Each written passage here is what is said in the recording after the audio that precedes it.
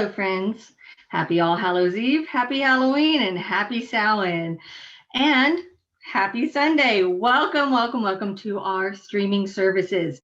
If you are with us on Facebook or YouTube, go ahead and hit subscribe to get notifications when we have new videos.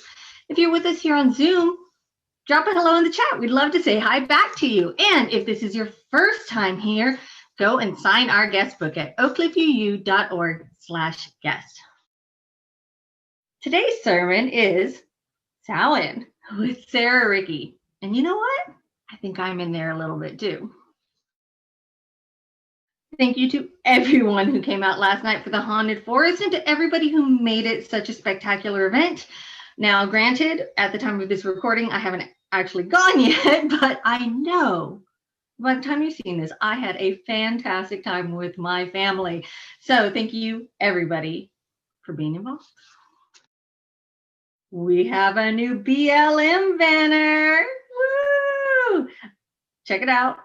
So pretty and wind resistant. I love it. All right. The housing insecurities, the housing insecure population is growing and the weather is changing. So if you have an old tent, know where we can get one, or are willing to patch used ones, please let us know so that we can get those to people who could actually use them. We want to put them to good use. All right. Several of us have signed up for Widening the Welcome, about being mindful and inclusive when welcoming new guests to our church. I think that this is going to be really fantastic, which is why I'm committing to an early Saturday morning, which those of you who know me, I don't really do.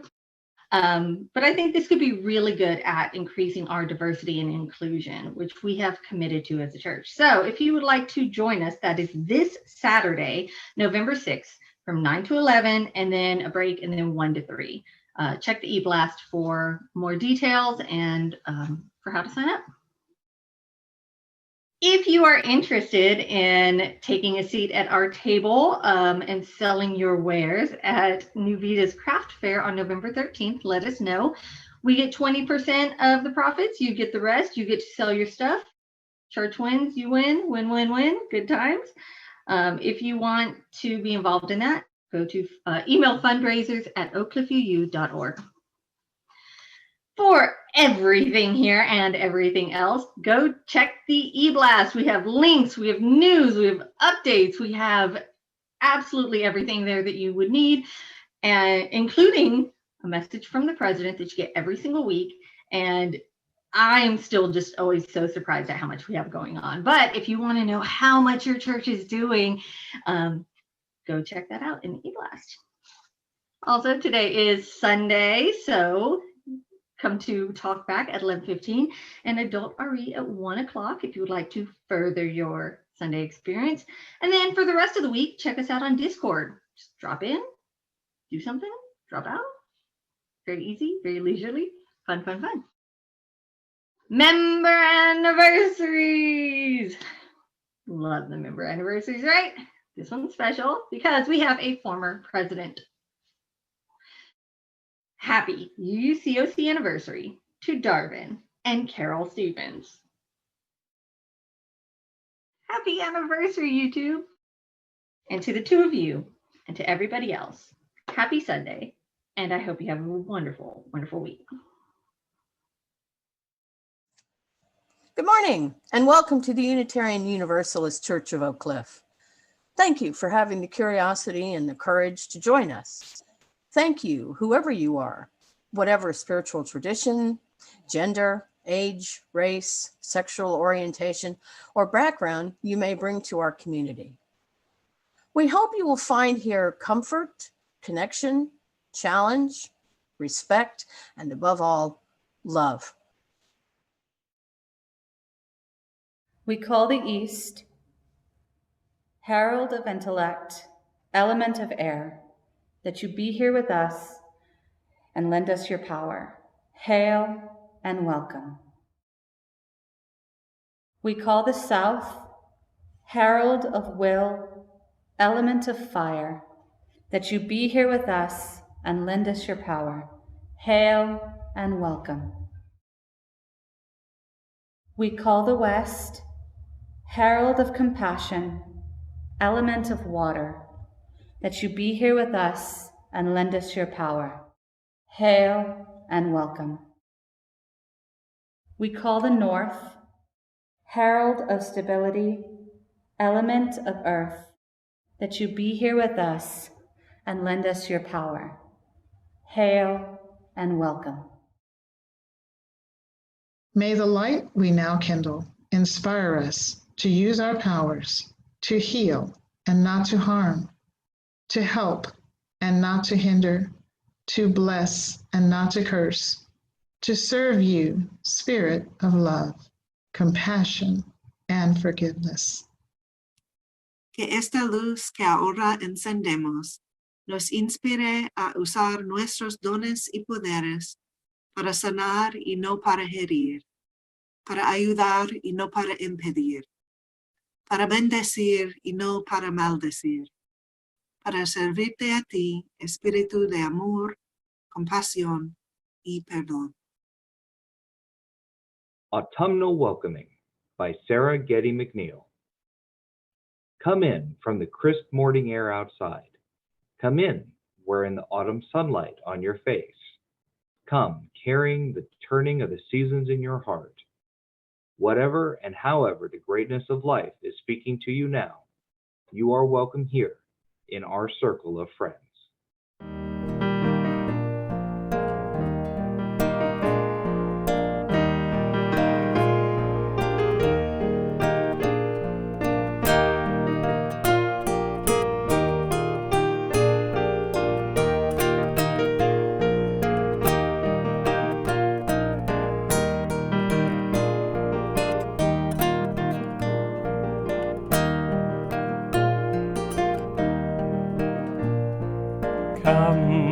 Come, whoever you are, wanderer, worshiper, lover of leaving.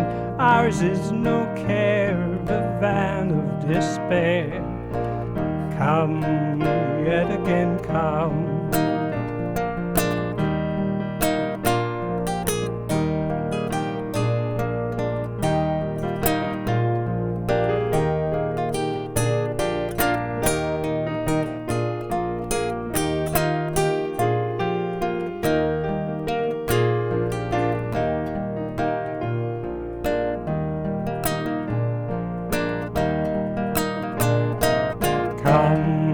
Come, whoever you are, wanderer, worshiper, lover of leaving. Ours is no caravan, despair. Come again, love. Come, yet again, come.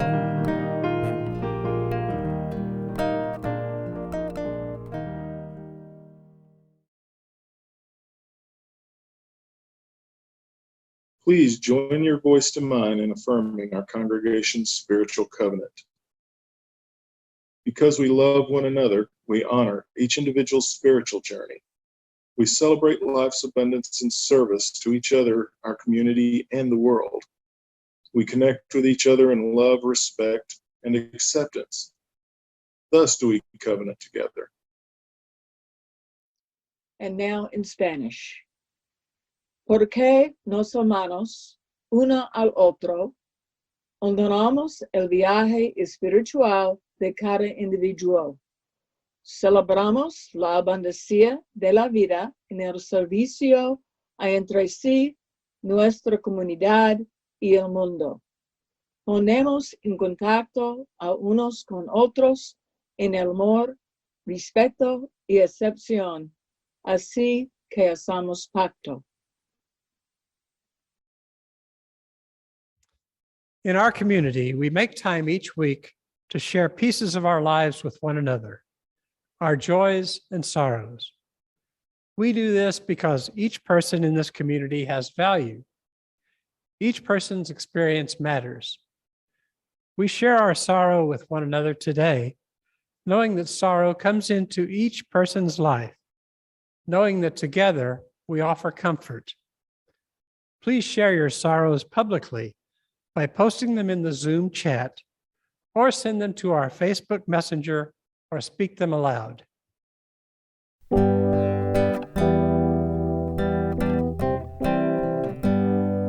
When I breathe in, I breathe in peace. When I breathe out, I breathe out love.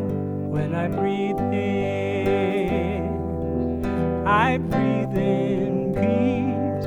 When I breathe out, I breathe out love.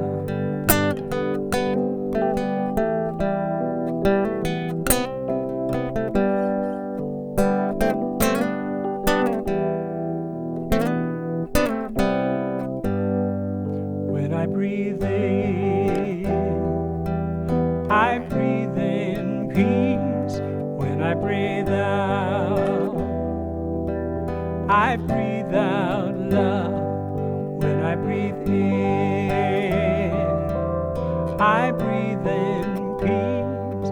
When I breathe out, I breathe out love.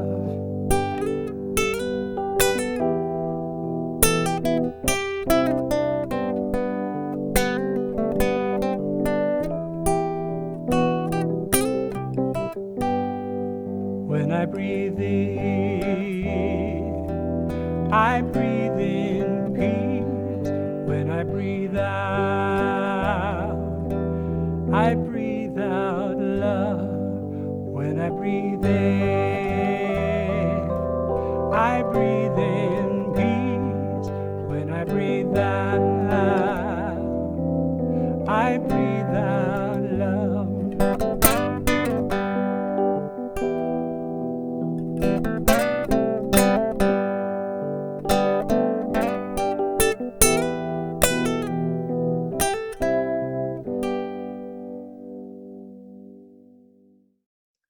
We also share our joys with one another, knowing that joy comes into all of our lives, knowing that joy calls unto joy, knowing that together our voices can rise in a chorus of celebration. Please share your joys publicly by posting them to the Zoom chat or send them to our Facebook Messenger or speak them aloud.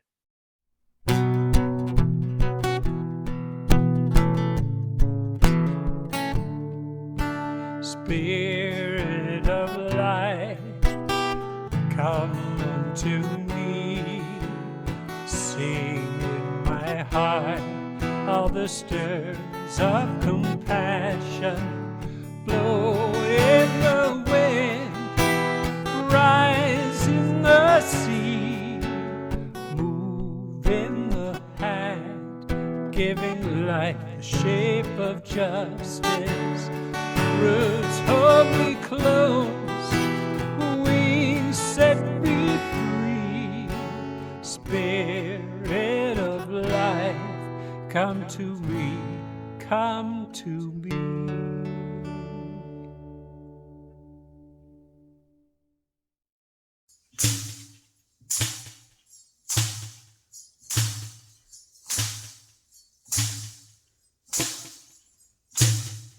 Isis, Astarte, Diana, Hecate, Demeter, Kali, Inanna. Isis, Astarte, Diana, Hecate, Demeter, Kali, Inanna. Isis, Astarte, Diana, Hecate, Demeter, Kali, Inanna. Isis, Astarte, Diana, Hecate, Demeter, Kali, Inanna. Isis, Astarte, Diana, Hecate, Demeter, Kali, Inanna. Isis, Astarte, Diana, Hecate, Demeter, Kali, Inanna. Isis, Astarte, Diana, Hecate, Demeter, Kali, Inanna.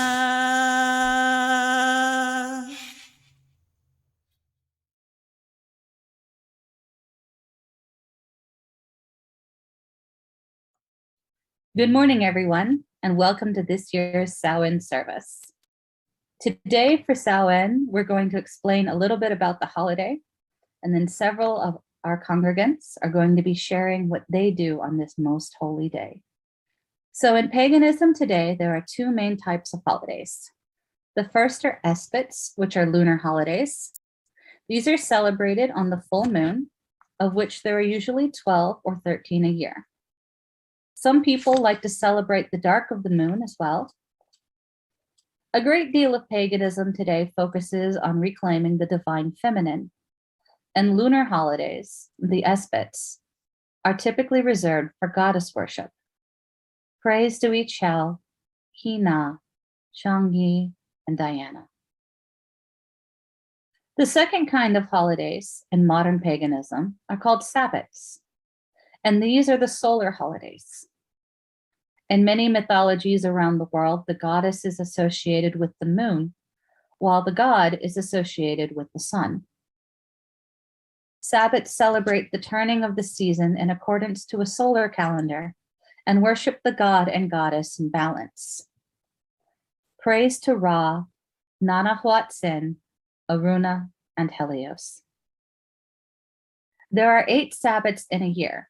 They fall on what are called the quarters, solstices and equinoxes, and the cross quarters, which are the midway points between the quarters. The 8 sabbats are Yule on December 21st, the winter solstice, Imbolc on February 1st, Ostara on March 21st, the spring equinox, Beltane, better known as May Day, on May 1st, Litha on June 21st, the summer solstice, Lunasa or Lammas on August 1st, Mabon, the autumnal equinox on September 21st, and of course today, Samhain on October 31st. Of course, it might be more familiar to you as Halloween. A number of pagan holidays are probably familiar to you, in fact. After all, Yule is just Christmas separated by a handful of days, mostly because for the first few centuries, Christian calendars didn't understand the proper length of the year. So the placement of the holidays was a little bit off the actual astrological dates. The first leap year wasn't until 1752, after all. May Day has pretty much disappeared from modern American culture, but it used to be pretty popular, and it still is over in Europe. The same with Mabon, but harvest festivals are still around, and Easter is pretty much Ostara, complete with flowers and eggs and bunnies. And oddly enough, the Christian church uses a most pagan way to determine the date of the holiday. If it seems to you that Easter jumps dates from year to year, I promise you, it's always the first Sunday after the first full moon after the spring equinox. Absolute witchcraft. Just don't tell the church. But it's Samhain, or Halloween as Christians like to call it, that's most often associated with witches. And while we could do without the green-skinned stereotypes, we're perfectly happy to have the holiday for our own. Samhain is, after all, the most important holiday of the year for us. Some people consider Samhain to be both the end of the wheel of the year as well as the beginning of the new one, rather like a religious New Year's Eve. For others, it's simply the last Sabbath of the year, with Yule being the first of the new one. But as the last Sabbath, it's still incredibly important. The holiday of Samhain originates from pre-Christian Europe, mostly in Gaelic countries in the north like Ireland and Scotland. While many cultures celebrate similar holidays around the same time, it's the Celtic traditions that are most well known in today's culture. While here in Texas, October is only the beginning of what we can only hope is cooler weather, in Northern Europe, it's an entirely different climate. The end of October in Scotland, where my family originates, is practically winter, with the temperatures regularly in the low 40s. The weather is often terribly wet, with rain being all too common, and often it gets cold enough for frost at night and early mornings. It's much further from the equator than Texas as well, so it doesn't enjoy our mostly even days of light and dark. By Samhain, most of Scotland is lucky to get 9 hours of sunlight a day, and by Yule, it's down to barely 7. The nights are long, and the darkness is deep, and the cold is an ever-present threat. Because of this, Samhain is known as the final harvest. The first harvest, Lammas, is back in August and continues through Mabon in September. Due to the climate and the worsening weather, it was quite lucky for crops to make it to the end of October. What the frost didn't kill, the rot from the rain would surely ruin. Samhain being the final harvest was a practical decision, as anything left was surely too molded to eat. And that decision morphed into a religious one. Anything not harvested by Samhain, whatever the reason, was left in the fields as an offering to the gods and the earth. Picking anything after the Sabbath was considered to bring very ill fortune. Being a harvest festival, Samhain is a celebration of the bounty of the earth. Autumnal fruits such as apples take center stage, as do grains like wheat. It's a time for brewing all the things humans have ever brewed into alcohol, whether it's beer or wines or crisp ciders. Warm apple pies, newly made jams and preserves, and fresh breads bursting with nuts and small fruit are all part of the traditional holiday feasts. And once contact with the Americas was established, potatoes, corn, and everyone's favorite, the pumpkin, were cheerfully added to the menu. And it's not just the produce that gets harvested. As bountiful as Samhain is, it brings with it the promise of winter and all its hardships. Farmers had to consider all of their livestock. What animals were strong enough to survive the cold months ahead? How many could they afford to feed? The herds needed to be culled in order to survive. Samhain carries with it a call for sacrifice. Sacrifice so that the herds could last until spring. Samhain is a time of butchering. Fresh roasted meats for feasting and heartier preserved meats like salt pork, smoked fish, and sausages are all on the table alongside the bread. Think of everything you like to have for Thanksgiving, and that's what Samhain feasts are supposed to be.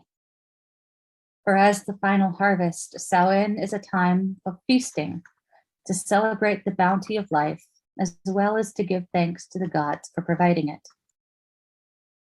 Samhain is a time of holy devotion, but it wasn't just the gods that were venerated. Pre-Christian European religions often included ancestor worship. Perhaps Dia de los Muertos, or the Day of the Dead, is more familiar to us when it comes to these traditions, but the concept of spending time with dead relatives is actually pretty common around the world. In Korea, for example, they have a final harvest festival called Chuseok. It actually takes place back in September around the equinox, but the basic premise is the same. In addition to celebrating the harvest, people leave the cities in a mass exodus, returning to hometowns for family reunions. It's traditional to clean out family cemeteries and leave offerings for loved ones that have passed away in family altars. If you're lucky enough to have graves nearby, I highly encourage you to visit them this holiday season. I'm from a military family, and we've moved around too much for me to be anywhere near the places my relatives are buried. I make do with photos of my grandpa and a bit of house cleaning.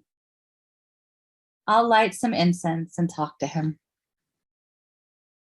Talking with ancestors is very important this time of year.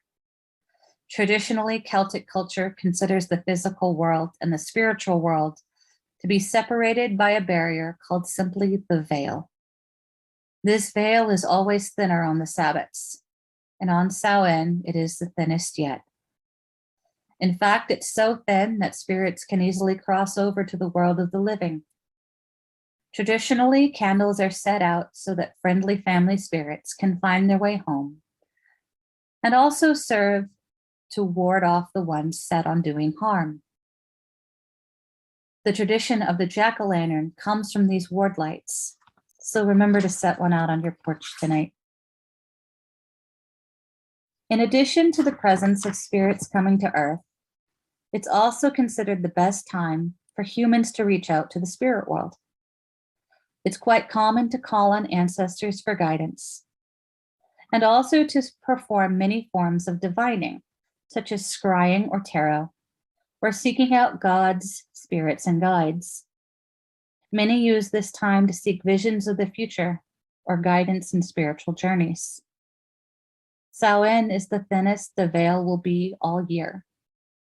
There's no better time to seek the other side. Samhain is the final harvest. It is the Day of the Dead. It is the thinning of the veil.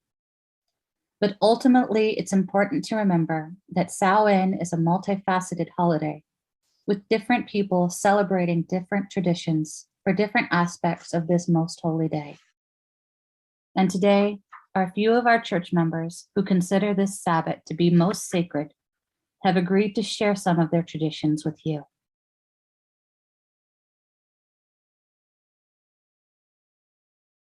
Good morning and happy Samhain.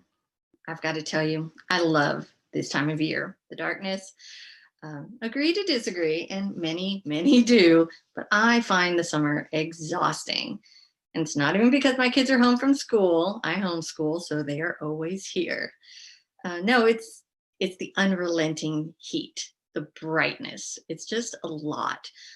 When I walk outside, I burn, I sweat. The heat just attacks me, wraps around me. I feel like I can't breathe. I can't take my kids to the park or for a walk in nature. They complain, I complain. It's not a happy time. And yes, I am from Texas. I get asked that a lot when I complain about summer. I'm just not good with the heat. It's the dark months of the year that I hold in my heart. I know darkness can be scary. That's where the monsters are, right? Metaphorical and otherwise. But darkness is a gift, and Samhain is a great time to say thank you. I used to have insomnia as a kid. I was up all night, and summer was the worst. I was just as whiny about the heat then as I am now. And of course, lucky for me, my parents loved and love summer and had no problem with the heat. So no air conditioner, just hot. And I was awake all night and miserable all summer, every summer that I can remember. Then I grew up, left the house, and turned the air conditioner real low every night. And the fan on, right? Every night. No more insomnia. Until a few years ago, after I'd had a few kids, I'd find myself waking up for hours during the night, unable to get back to sleep. And something weird happened this time.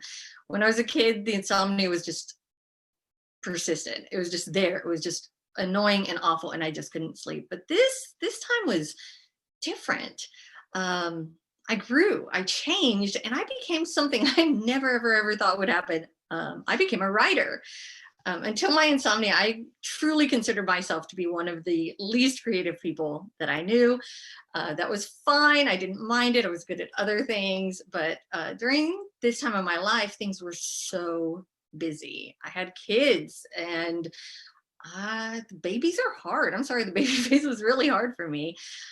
Someone once described life with kids as this: the minutes are long and the years are short. And those minutes for me were very long. Wonderful, but full, very busy. I didn't have time for rest. I could barely even find time to think, except for at night during these insomnia times. In the dark, my imagination came alive in a way it never had before. And I mean ever. Stories took shape, characters came alive, a whole world opened up for me that hadn't existed there before. It was really incredible. It was life-changing. It was me changing. I don't know that I'll ever get published or become the famous person that we all know I am meant to be. But I do know this was a gift given to me from the darkness. My insomnia continued, and it still does, but I no longer suffer through it like I did before. I see it for the gift that it is. It's often the only time of day that is truly quiet in my house, where I can listen to my inner voice, to the voice of the divine, because it wasn't just these stories that I got in the dark. My spirituality thrived during this time. I had a spiritual awakening in the dark hours of the night. I have experienced things that seemed inconceivable only a few years ago. I have grown, I've changed in the darkness, and it is a gift.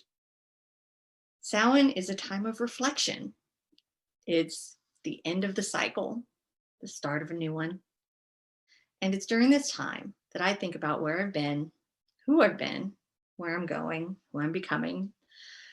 I look back at the cycle, at the year and the years, and I give thanks for the blessings that happen in the darkness. And I look forward to more gifts, whatever they may be. So to everybody out there, happy Samhain and blessed be.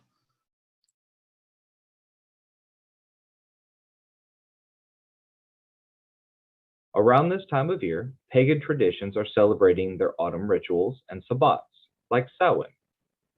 Those of the Norse faith, in particular, celebrated Óðflugt, a ceremony performed by the family or household matriarch and believed to have focused on ancestral family, with sacrifices of the finest crops and most fatted stock to the Alfar, or elves. Now, I say believed because despite hospitality being one of the major tenets of the Norse faith, outsiders and guests are not welcome at Óðflugt. So much so that a famous skald of the time, known as Sigvat, documented the near violent opposition to his presence as he sought a bed for the night in a village known for their welcoming nature. Despite this, we do know that the ceremony involved the elves, which as a collective power held close ties to ancestors and fertility. Odin is also implied, with the administrator of rites being referred to as Odvis, the first element of which is beer, a generally important aspect of most Norse pagan rituals.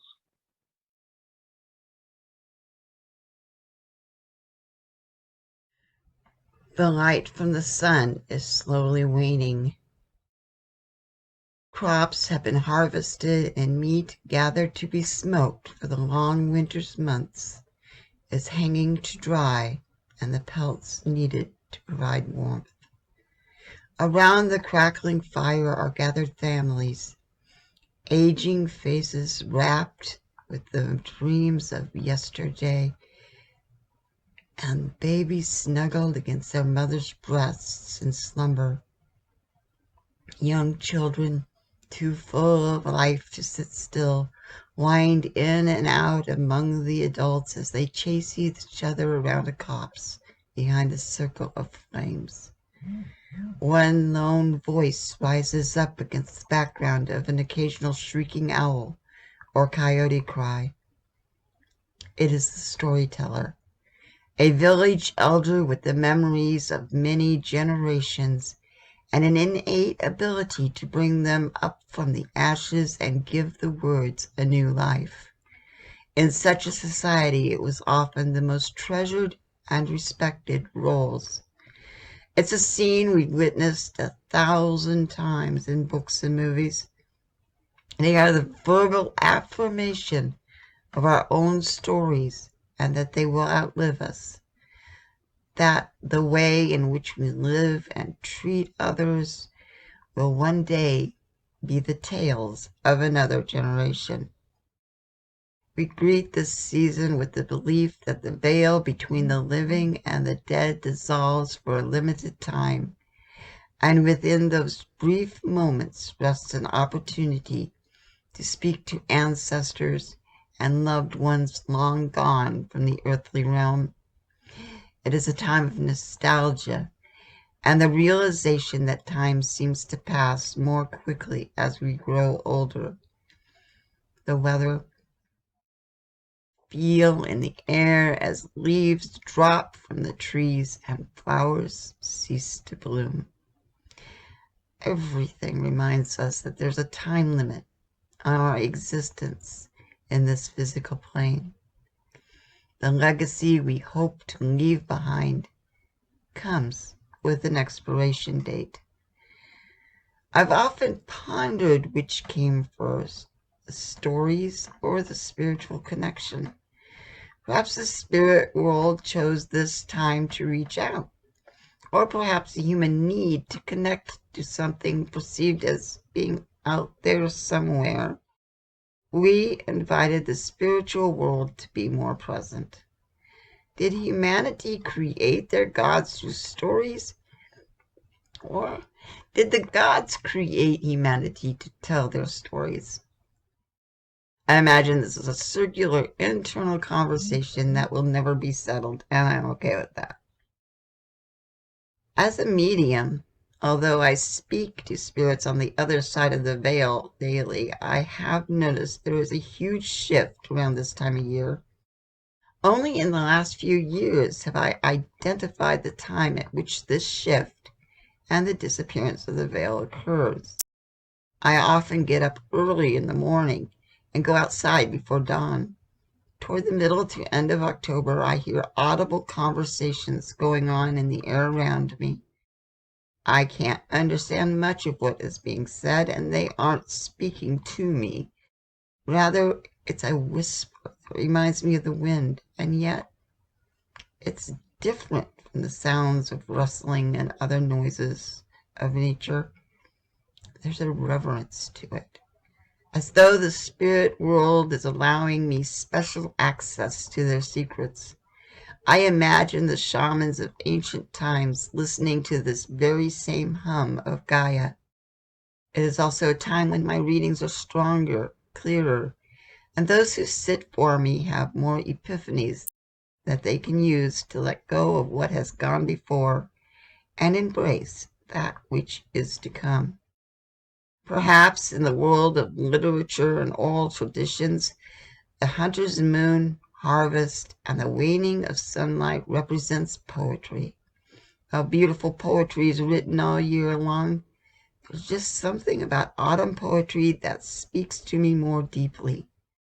It's as if when the spirits come forth into this physical realm, they gather all the muses and elementals of the earth to join them.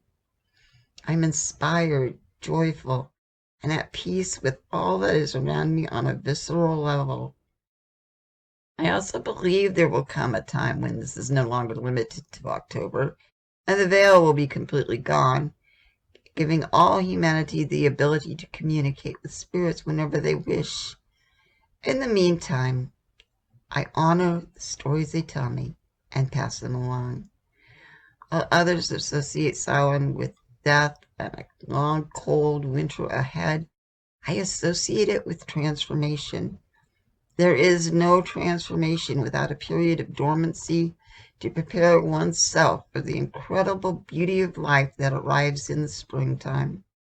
It is necessary. It is a time of reflection and a time to remember the ancestors that gave you all the inner strength and courage you need to complete that transformation successfully. Darkness is not something to associate with evil. Rather, it is something in which to integrate with light, so we become whole and balanced. I don't believe death is an endpoint. Rather, it is a portal through which we walk so we can rest, like nature, and await the incredible beauty of our next spring and rebirth. Blessed be. May the ancestors hold you forever in their loving arms. Feel the embrace of the beautiful universe around you.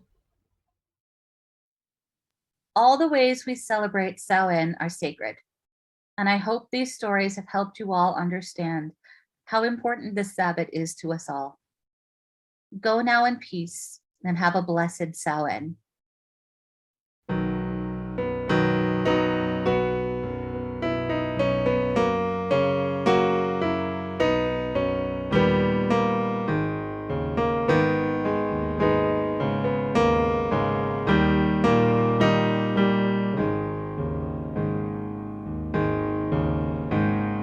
Summertime has turned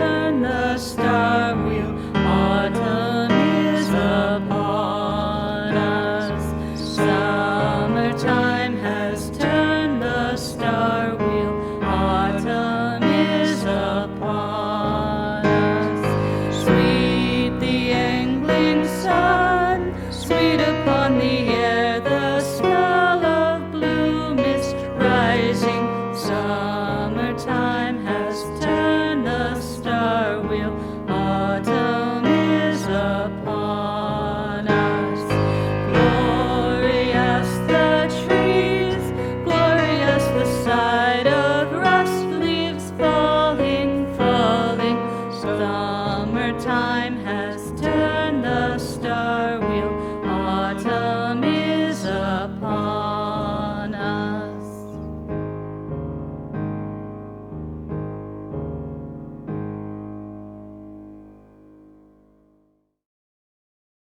Let there be an offering to sustain and strengthen this place which is sacred to so many of us, a community of memory and hope. For we are now the keepers of the dream.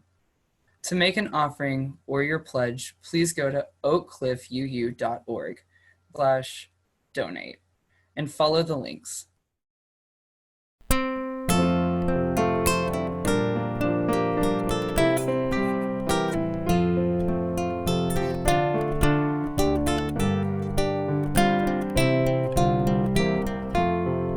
From you I receive, to you I give. Together we share, and from this we live.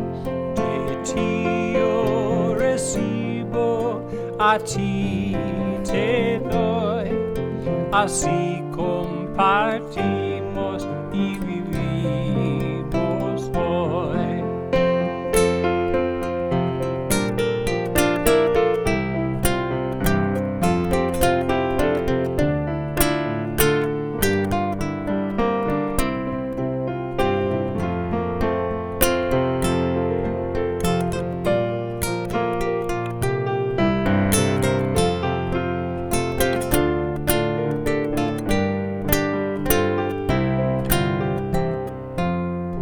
From you I receive, to you I give. Together we share, and from this we live.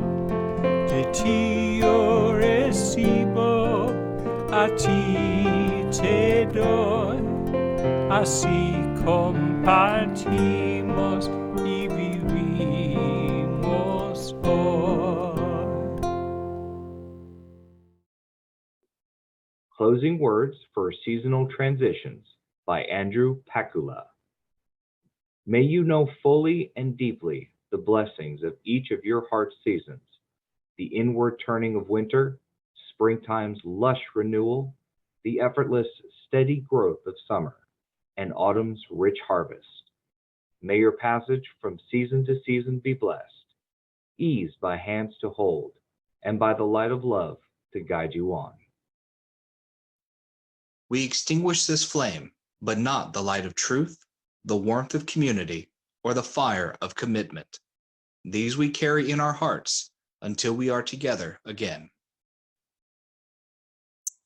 And now in Spanish. Encendimos esta llama, pero no la luz de la verdad, el calor de comunidad o el fuego de nuestro compromiso. Estos los llevamos en el corazón hasta que estemos juntos otra vez. We thank the East, herald of intellect, element of air, for your power and presence. Hail and farewell.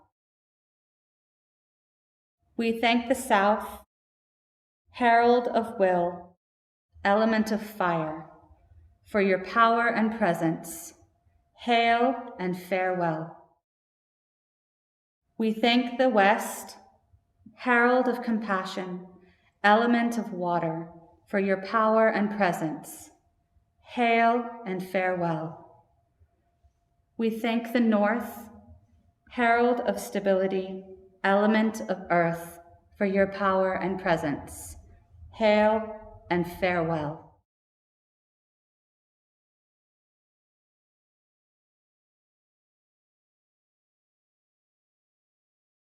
May the circle be open but unbroken. May the love of the goddess be ever in your heart. Merry meet and merry part, and merry meet again. May the circle be open but unbroken. May the love of the goddess be ever in your heart. Merry meet and merry part, and merry meet again. May the circle be open but unbroken. May the love of the goddess be ever in your heart. Merry meet and merry part, and merry meet again.